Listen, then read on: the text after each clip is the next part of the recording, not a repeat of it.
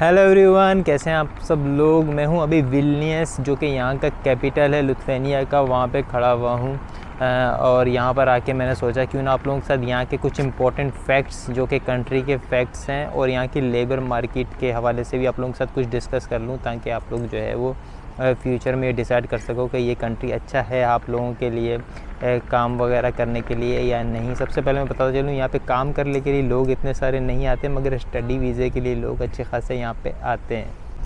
अच्छा, लिथुआनिया जो है वो बाल्टिक स्टेट्स की अगर हम लोग बात करें तो 3 स्टेट्स आ जाती हैं उसके अंदर, लात्विया, एस्टोनिया और लिथुआनिया। मगर जो लिथुआनिया है वो सबसे बड़ा कंट्री है बाल्टिक स्टेट्स की अगर हम लोग बात करें। अच्छा, किसी ज़माने में तो ये रशिया का हिस्सा था, मगर अब आके ये जो है वो अब यूरोपियन हिस्सा है और शेंजन जोन में भी ये कंट्री आता है। अच्छा, 2004 में जब इन्होंने यूरोपियन यूनियन को ज्वाइन किया तो उसके बाद लिथुआनिया के हेल्थ सेक्टर, स्टडी सेक्टर, यहाँ के एग्रीकल्चर सेक्टर और यहाँ की जो जीडीपी पर कैपिटा है उसके अंदर अच्छा खासी बेहतरी देखने में आई। जबकि सोवियत यूनियन जैसे रशिया के साथ रहने में लोगों की इकॉनमी वगैरह इतनी अच्छी नहीं थी। अच्छा, यहाँ की जो टोटल पॉपुलेशन है वो 2.8 मिलियन से ज़्यादा हो गई है अब। और यहाँ पे जो यहाँ की ऑफिशियल लैंग्वेज है वो लिथुआनियन बोली जाती है, मगर यहाँ पे इंग्लिश भी बोली और समझी जाती है, क्योंकि मेरा पर्सनल एक्सपीरियंस है। मैंने खुद इस सिटी को विज़िट किया है, इस कंट्री को, और यहाँ पर सारे लोग मेरे साथ इंग्लिश बोल ही रहे हैं। मगर मैं एक बार पूछ लेता हूँ उनसे to be on the respect side के यार आपको इंग्लिश आती है नहीं, सीधी जाके इंग्लिश में बात नहीं शुरू कर देता, क्योंकि ये इनका कंट्री है, इनकी एक लैंग्वेज है, तो पहले पूछ लेना चाहिए। अच्छा, 2015 से पहले यहाँ पे जो करेंसी यूज़ होती थी वो होती थी लिथुआनियन लीटा के नाम से, मगर 2015 में इन लोगों ने जो है वो यूरो की करेंसी को जो है वो इंतखाब किया और फिर वो इस्तेमाल करने लगे, क्योंकि इनको एक अपना इकोनॉमिक कॉरिडोर जो है वो उसको एक्सपेंड करना था और अपने जो बिज़नेसेस हैं उनको पूरे यूरोप के अंदर फैलाना था। तो इसलिए इन लोगों ने फिर यूरो का इस्तेमाल करना शुरू कर दिया, जो कि बहुत एक अच्छी बात है, क्योंकि यार आपको यहाँ पे आने के लिए कोई करेंसी कन्वर्ट नहीं करनी पड़ती और यूरो का इस्तेमाल ही हो जाता है।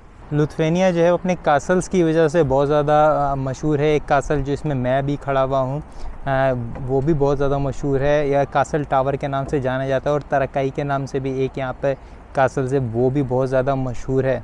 ये जो कंट्री अपनी ग्रीनरी की वजह से बहुत ज़्यादा जाना जाता है। यहाँ पे चारों तरफ आप जहाँ पर भी देखो आपको ग्रीनरी देखने को मिल जाएगी। यहाँ पर ज़्यादा सारे लोग जो थे यहाँ पे जो रहने वाले हैं, यहाँ के आबाई लोग, उनका ताल्लुक जो है वो फार्मिंग से था किसी ज़माने में, मगर अब तो टेक्नोलॉजी के आने के साथ साथ सब लोगों के ऑक्यूपेशंस वगैरह भी चेंज हो गए, मगर अब भी यहाँ पे फार्मिंग अच्छी खासी होती है।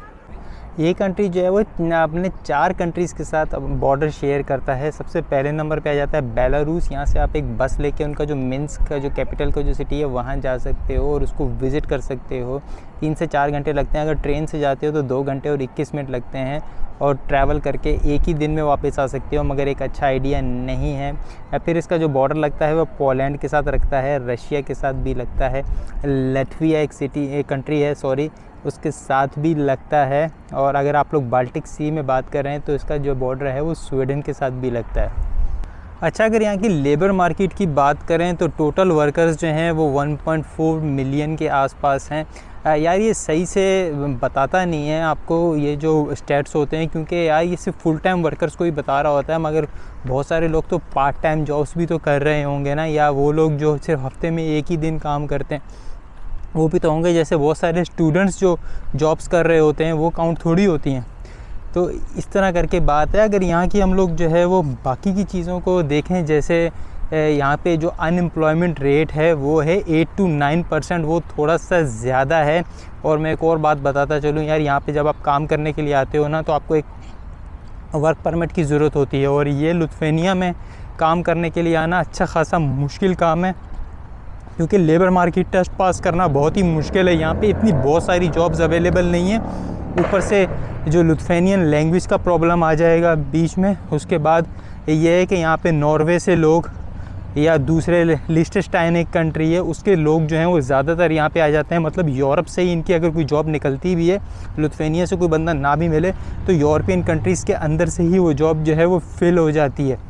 अच्छा, अगर आप लोग यहाँ की मिनिमम वेज की अगर हम लोग बात कर लें तो वो 840 यूरो है, जो कि रोमानिया, बुल्गारिया, इवन जो पोलैंड है, एस्टोनिया वगैरह, इनसे कहीं ज़्यादा है और अच्छी खासी यहाँ पे इनकम है।